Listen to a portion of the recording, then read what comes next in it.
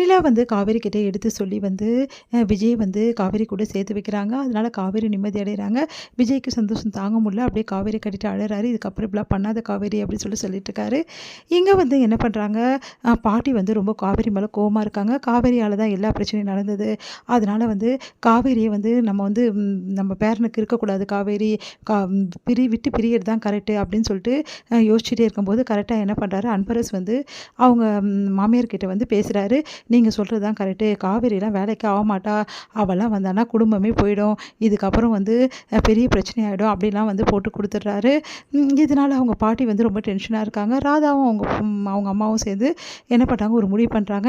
காவேரிகிட்ட போய் பேசணும் ராதா அப்படின்றாங்கம்மா. இதனால் இது தெரிஞ்சிச்சுன்னா பெரிய பிரச்சனை ஆகிடுமா அப்படின்னு சொல்கிறாங்க. தெரியாதம்மா தாண்டி பேசணும். முதல்ல உன் அப்பாவுக்கும் தெரியக்கூடாது. அதே மாதிரி என் பேரனுக்கும் தெரியக்கூடாது. தெரியாது, அவங்க வீட்டில் போய் நம்ம பேசிட்டு வந்துடுவோம்.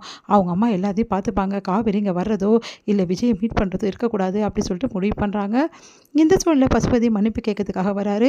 அதனால் விஜய் அவரை நல்லா அவமானப்படுத்தி வீட்டை விட்டு போங்கன்னு கேட்டு அனுப்பிச்சிடுறாரு. அப்போ வந்து முடிவு பண்ணுறாங்க, கண்டிப்பாக வந்து இந்த பசுபதி விடமாட்டான். இப்படி தான் வந்து தொல்லை கொடுத்துட்டே இருப்பான். அதனால் காவேரி இங்கே வரலன்னா இவன் வரவே மாட்டான். அதனால் காவேரி இங்கே வராமல் பண்ணணும். நம்ம எடுத்த முடிவு தாண்டி கரெக்டு அப்படின்னு சொல்லிட்டு பாட்டியும் ராதாவும் சேர்ந்து என்ன பண்ணுறாங்க, இங்கே காவேரியோட அம்மா மீட் பண்ணி பேசுகிறாங்க.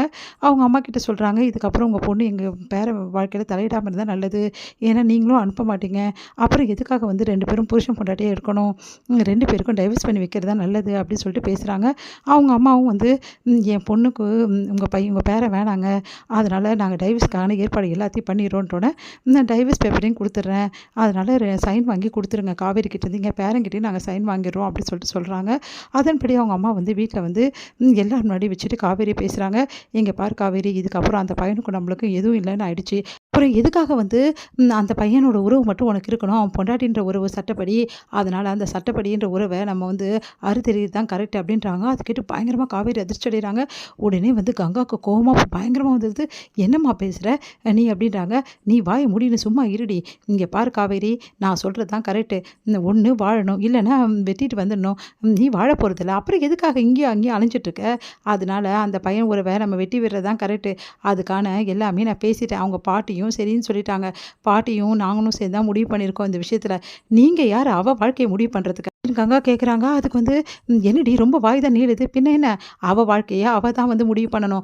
யாரும் முடிவு பண்ணக்கூடாது. விஜய் கூட சேர்ந்து வாழணுமா வாழக்கூடாதான்னு சொல்லிட்டு அவள் முடிவு பண்ணுற விஷயத்தை நீங்கள் எப்படி முடிவு பண்ணலாம்? யாருமே வந்து முடிவு பண்ணுறதுக்கு வந்து முடியாது. ஏண்டி எனக்கு வாக்கு கொடுத்துருக்கல, நீ என் மீறி வந்து எதுவும் பண்ண மாட்டேன்னு சொல்லிட்டு அப்புறமா இவனை இப்படி பேசுகிறான். நான் வாக்கு கொடுத்தேன்தாம்மா, நான் இல்லைன்னு சொல்லலை. நான் விஜய் கூட வாழ மாட்டேன்னு உனக்கு வாக்கு கொடுக்கல. உன்னை மீறி போக மாட்டேன்னு தான் வாக்கு கொடுத்தேன். இப்போவும் அந்த வீட்டில் இருக்கேன்னா உன்னை மீறி நான் போகல, அவ்வளோதான். மற்றபடி விஜய் கூட வாழ மாட்டேன்னு நான் எப்போ சொன்னேன் அப்படின்றாங்க. அது கேட்டு பயங்கரமாக அதிர்ச்சி அடைகிறாங்க. நீ என்னடி சொல்கிற? அப்போது அந்த பையன் கூட வாழ்கிறதுக்கு உனக்கு ஆசை இருக்கா? பின்ன ஆசை இல்லாமையா இவ்வளோ தூரம் வந்து அவனுக்காக எல்லாமே பண்ணிகிட்ருக்கா அவருக்காக அப்படின்னு சொல்லிட்டு சொல்கிறாங்க.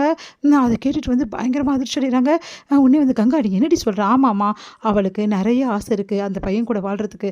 இப்போது விஜய் வெளியே வந்தார், அதுக்கு காரணம் காவேரி தானே. அது மட்டுமா, காவேரிக்கு ஒரு வாட்டி அம்மை போட்டுச்சுல, அப்போ கூட விஜய் இங்கே தான் தங்கி இருந்திருக்காரு. அது மட்டும் கிடையாது, ஒர்க் ஷாப்னு சொல்லிட்டு வெளியே போனால அப்போவும் அவரை பார்க்க தான் அவள் போயிருக்கா. அவருக்கும் அம்மை போட்டிருக்கா. அதை தான் க்யூர் பண்ணுறதுக்காக போயிருக்கா. இந்த அளவு அவள் வந்து அவர் மேலே பாசம் வச்சிட்ருக்கா. ஒன்னால தான் வீட்டில் இருக்கா. ஆனால் நீ என்னென்னா இப்படி பேசிட்டு இருக்கியா அவரை டைவர்ஸ் பண்ண சொல்லி? இதெல்லாம் நல்லா இருக்கா நீ பேசுறது அப்படின்னு? அடிப்பாவி, அப்போ இவ்வளோ பண்ணியிருக்கியா நீ? அப்புறம் எதுக்கு இங்கே இருந்து தொல்லை கொடுத்துட்ருக்க? போக வேண்டியது நான் அவன் கூட அப்படின்னு. இங்கே பாருமா, நான் இப்போவும் சொல்கிறேன், நீயே நல்லபடி அவர் வீட்டுக்கு அமுச்சு வச்சா மட்டும்தான் நான் போவேன். மற்றபடி நான் இங்கே தான் இருப்பேன், போதுமா அப்படின்றாங்க. அதை கேட்டு பயங்கரமாக அதிர்ச்சி அடைகிறாங்க. பாத்தியம்மா, அவள் எவ்வளோ அளவு ஒன்று மதிக்கிறான்னு சொல்லிட்டு, ஆனால் நீ அவள் மனசை கொஞ்சம் கூட புரிஞ்சுக்காம டைவர்ஸ் பண்ணு அப்படின்னு சொல்கிறீங்கம்மா. இது எந்த விதத்தில்மா நியாயம்? நீயே சொல்லு அப்படின்னு சொல்லிட்டு கேட்குறாங்கங்க. என்னடி நீ இப்படி பேசுகிற? வேறு என்னம்மா பேசுறது? அவள் மனசு ஃபுல்லாக அந்த பையன் தான் இருக்காரு. அப்புறம் ஏம்மா இப்படிலாம் பண்ணிகிட்ருக்க? இங்கே பாருமா, விஜயும் காவேரியும் பிரிக்கிற விஷயத்த முதல்ல இது விடுமா.